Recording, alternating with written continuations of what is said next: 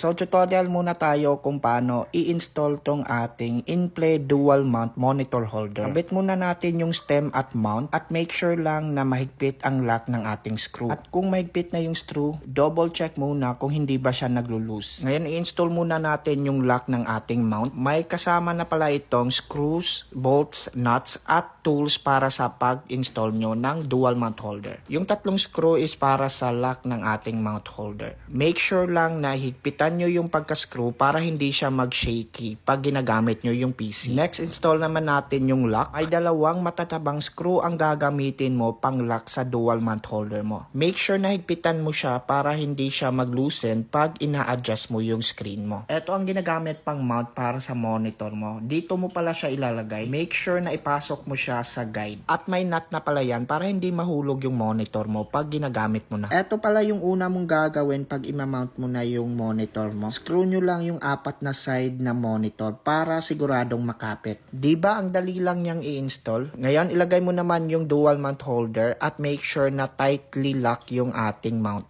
At eto na nga yung ating finished product. Isa lang yung monitor ko for now. Ang maganda sa mount na to is pwede mong i-adjust yung monitor kung saan banda mo gustong i-point.